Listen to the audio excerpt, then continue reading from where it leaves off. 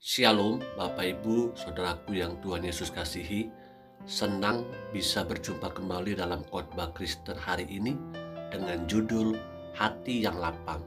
Tema khotbah GBI tanggal 20 Februari 2022. Mari kita tundukkan kepala, kita berdoa. Bapa di sorga, Bapa yang kami sapa dalam nama Tuhan Yesus Kristus, terima kasih buat hari ini. Kami mau diberkati lewat firman Tuhan. Kami berikan telinga kami untuk kami belajar firman Tuhan. Kami berikan hati kami untuk dibajak dan ditaburi oleh firman Tuhan. Berfirmanlah bagi kami semua dalam nama Tuhan Yesus Kristus. Haleluya. Amin. Firman Tuhan hari ini terambil di dalam 1 Raja-Raja pasal 4 ayat 29 sampai dengan 34. Dan Allah memberikan kepada Salomo hikmat dan pengertian yang amat besar serta akal yang luas seperti dataran pasir di tepi laut. Sehingga hikmat Salomo melebihi hikmat segala bani timur dan melebihi segala hikmat orang Mesir. Wow, Salomo memiliki hikmat yang datangnya daripada Tuhan.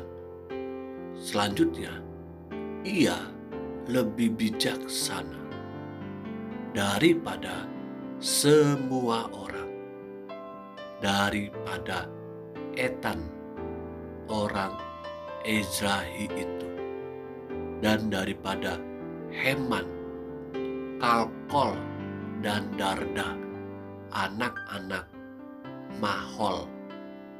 Sebab itu ia mendapat nama di antara segala bangsa sekelilingnya.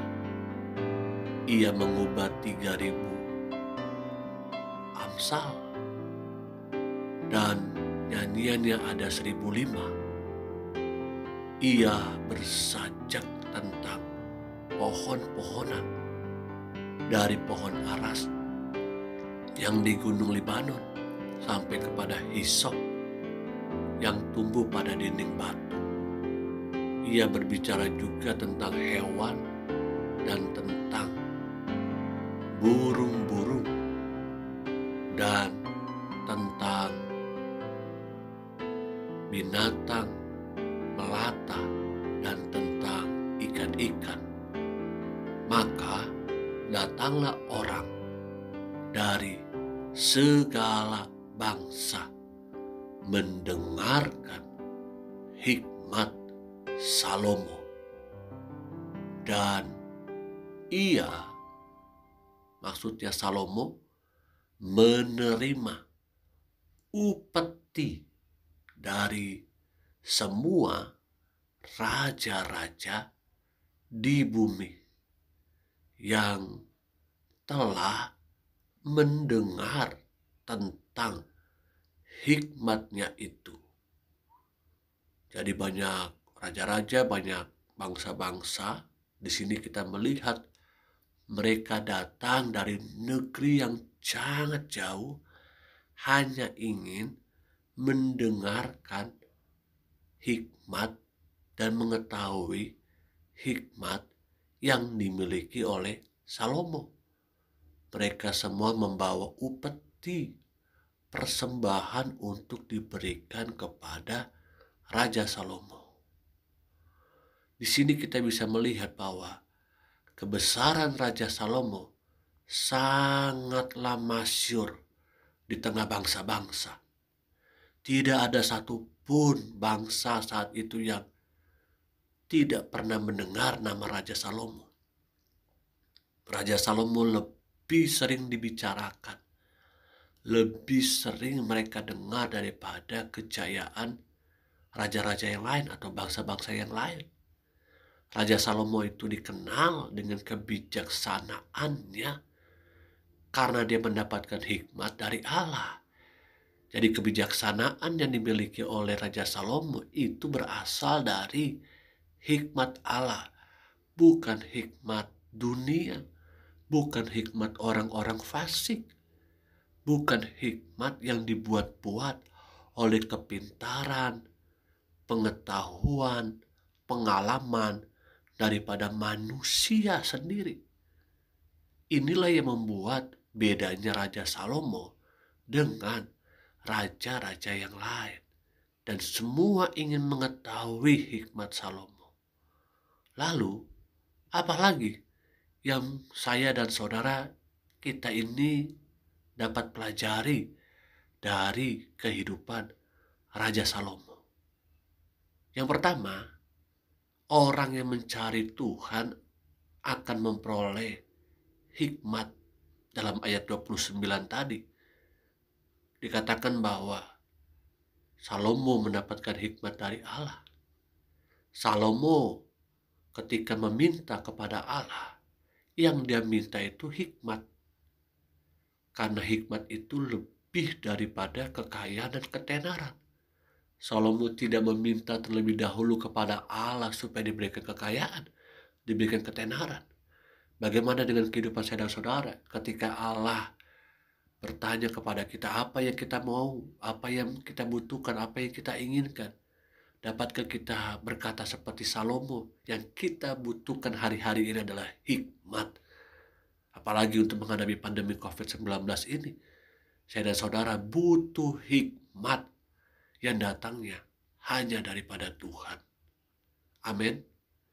Hikmat membuat yang sulit itu menjadi mudah. Hikmat membuat yang membuat kita tidak bisa mengatasi karena kesulitan hidup itu menjadi lebih mudah karena ada hikmat daripada Tuhan. Bahkan hikmat pun mampu menolong kita untuk mengambil keputusan-keputusan yang tepat dan benar. Sekalipun kita seperti berada telur di ujung tanduk, kita nggak tahu harus mengambil keputusan seperti apa. Bagaimana dengan usaha kita hari-hari ini dalam pandemi COVID-19? Bagaimana masa depan anak-anak kita dalam masa pandemi COVID-19? Bagaimana dengan kesehatan kita yang kita begitu worry? Kita butuh hikmat daripada Tuhan untuk mengambil sebuah decision maker. Yang kedua, orang yang mencari Tuhan itu akan memperoleh, diberikannya pengertian. Ada banyak hal yang saya dan saudara tidak dapat pahami dan mengerti dalam proses kehidupan.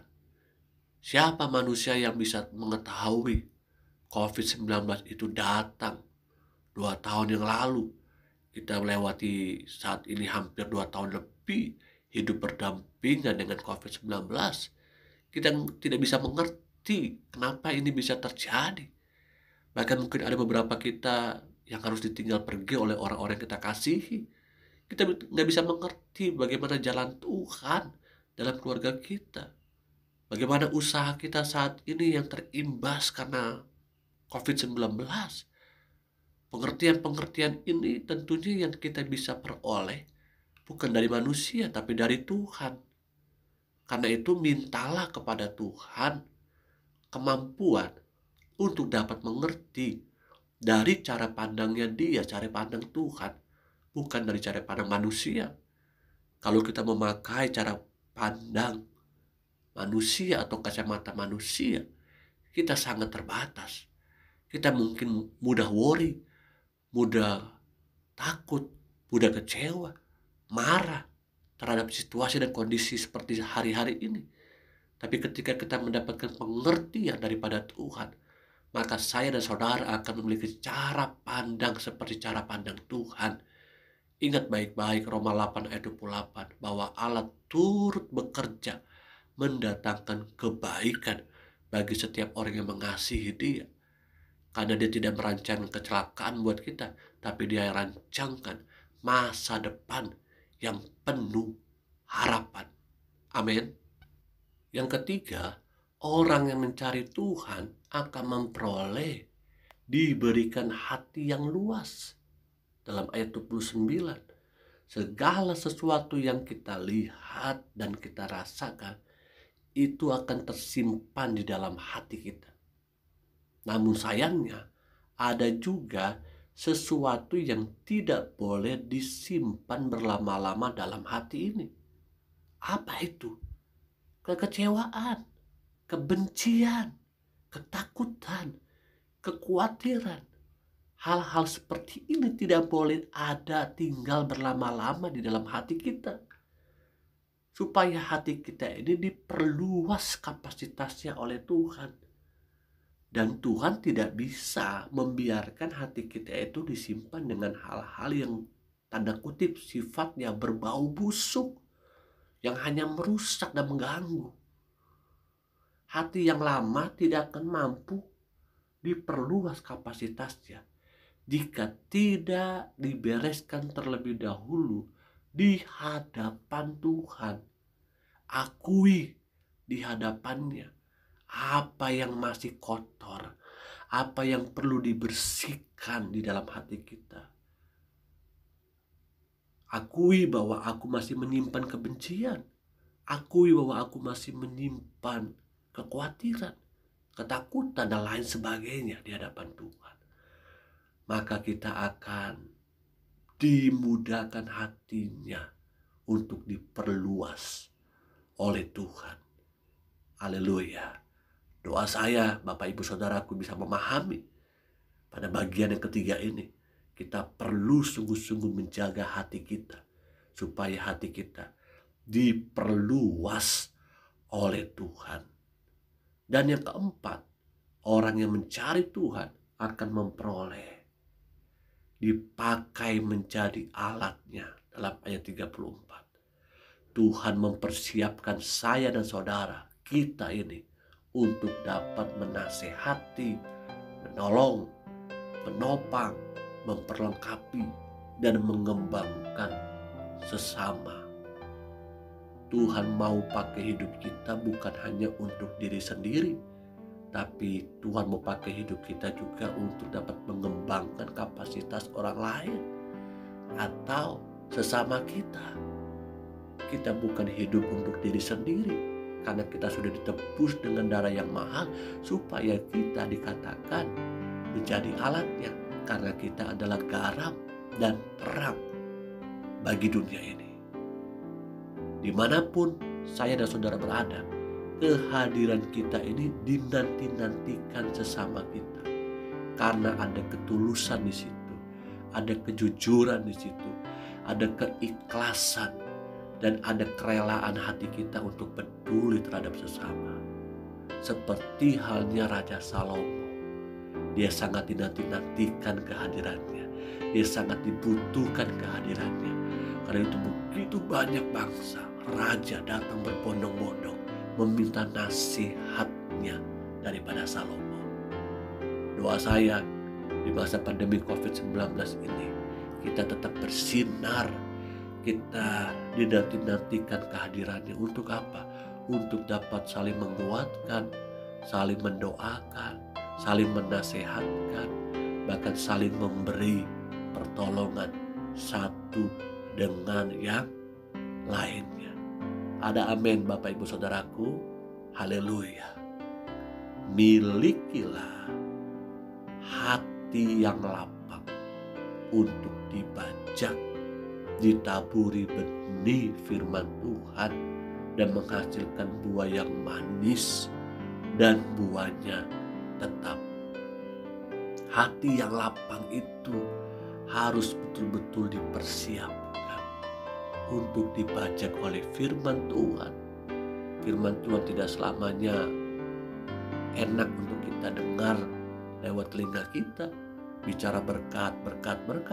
Tapi firman Tuhan harus datang juga dalam hidup kita untuk menegur kita, menasehati kita, memporak-porandakan hati kita yang kotor, supaya kita ditaburi dengan benih firman Tuhan. Bukan benih yang datangnya dari iblis, benih yang datangnya dari dunia ini. Amin.